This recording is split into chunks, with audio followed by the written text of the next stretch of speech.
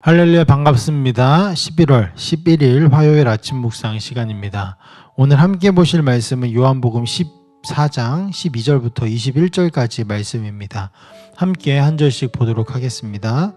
내가 진정으로 너희에게 말한다. 나를 믿는 사람은 내가 하는 일을 그도 할 것이요 그보다 더 큰 일도 할 것이다.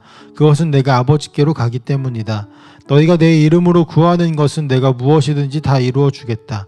이것은 아들로 말미암아 아버지께서 영광을 받으시게 하려는 것이다. 너희가 무엇이든지 내 이름으로 구하면 내가 다 이루어 주겠다. 너희가 나를 사랑하면 내 계명을 지킬 것이다. 내가 아버지께 구하겠다. 그리하면 아버지께서 다른 보혜사를 너희에게 보내셔서 영원히 너희와 함께 계시게 하실 것이다.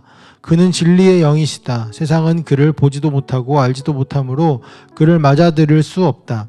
그러나 너희는 그를 안다. 그것은 그가 너희와 함께 계시고 또 너희 안에 계실 것이기 때문이다.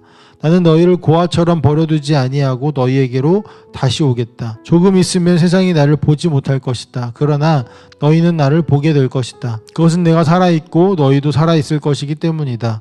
그날에 너희는 내가 내 아버지 안에 있고 너희가 내 안에 있으며 또 내가 너희 안에 있음을 알게 될 것이다. 내 계명을 받아서 지키는 사람은 나를 사랑하는 사람이요 나를 사랑하는 사람은 내 아버지의 사랑을 받을 것이다.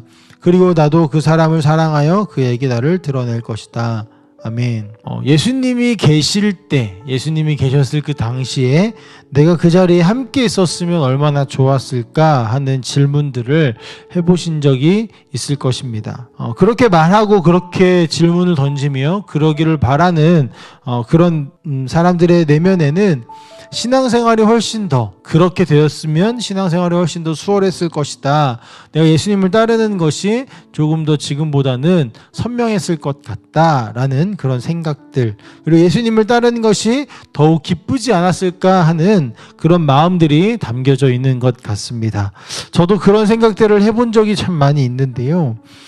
왜 제가 그런 생각을 했었냐면 예수님이 직접 그러니까 해석해 주시고 말씀해 주시는 그런 이야기들을 듣고 싶었고 또 그분의 눈을 바라보면서 이야기를 나눌 수 있었으면 좋겠다라는 생각을 할 때가 있었고, 또 실체가 없는 그 예수님을 향하여서 기도하다가 그분이 내 앞에 계셨다면 내가 지금처럼 이렇게 힘들지 않을 텐데, 막막하지 않을 텐데 하고 생각했을 것 같아서 그런 생각을 해봤습니다. 또 신비한 체험들도 우리가 직접 보게 되어졌을 테니 그것이 우리에게 얼마나 놀라운 일로 다가왔을까 했던 것입니다. 그런데요, 우리가 다시 한번 생각해 볼 필요가 있습니다.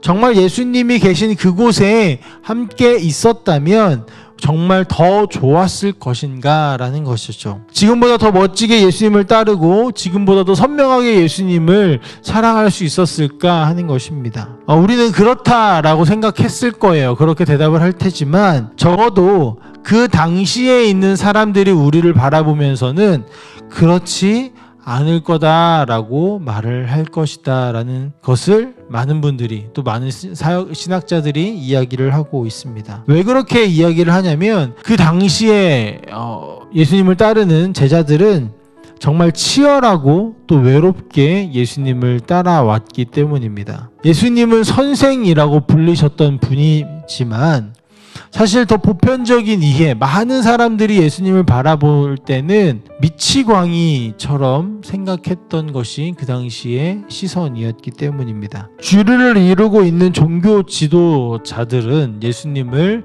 죽일 대상으로 타겟으로 삼고 있었고, 예수님 또한 대단하고 멋진 행보를 보이면서 정말 인류의 왕이자 메시아로서의 모습이 아니라 낮은 곳으로만 찾아가셨고 소외된 자들의 친구가 되어주셨기 때문이죠.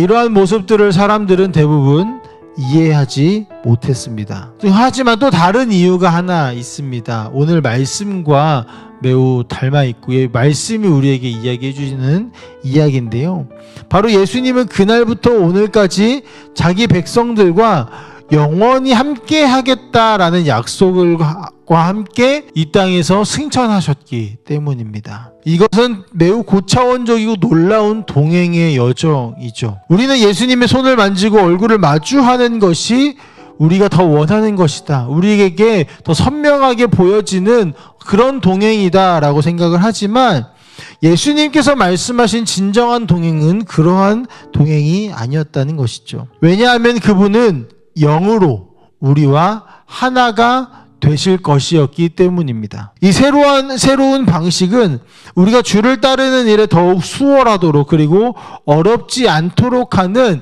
하나님이 고안해내시고 예수님께서 실천하신 유일한 방법이었습니다. 예수님은 우리와 물리적으로 그들의 그 당시의 제자들과 물리적으로 함께 하셨습니다. 물리적으로 함께 했기 때문에 눈으로 보여졌고 손으로 만질 수 있었고 그분이 하시는 일을 볼 수 있었습니다. 하지만 동시에 어떠한 일이 있었냐면 예수님이 제자들과 잠시 떨어져 있으실 때에는 제자들은 두려워하였습니다. 아니, 예수님과 함께 있어도 예수님이 배선상에서 주무시기만 하셔도 파도가 왔을 때, 풍랑이 왔을 때 두려워했던 것이 제자들의 모습입니다. 예수님은 물리적으로 함께 계신 것으로 우리가 기뻐할 수 있다라고 생각할 수 있지만 사실은 예수님은 영원히 함께하는 방법을 우리에게 주고 가신 것입니다. 그래서 오늘 말씀에 12절 말씀에 예수님이 더 큰 일을 하게 될 것이다 라는 이야기까지 하고 계신 겁니다. 왜냐하면 예수님께서 아버지께로 가시기 때문입니다. 예수님께서 아버지께로 가시는 것은요, 떠남이 아니라 또 다른 방식의 함께함임을 우리가 기억해야 할 것이죠. 자신의 호흡이자 내적 생명이셨던 성령께서 우리에게 보내어지심으로 말미암아 그 일이 이루어집니다. 성경은 이 성령을 돕는 이, 보혜사라고 표현을 하고 있는데요. 이는 우리의 제자됨을 또한 증인으로서의 삶을 돕는 분이라는 의미를 갖습니다.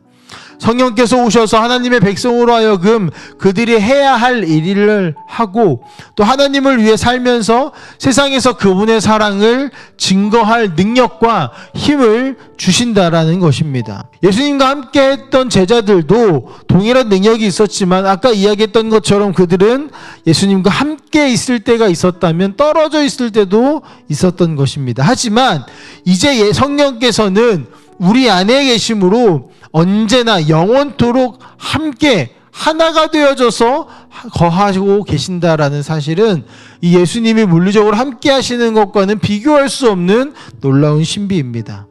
그래서 오늘은 우리가 이 말씀을 기억해야 할 것입니다. 14장 20절 말씀에 그날에 너희는 내가 내 아버지 안에 있고 너희가 내 안에 있으며 또 내가 너희 안에 있음을 알게 될 것이다.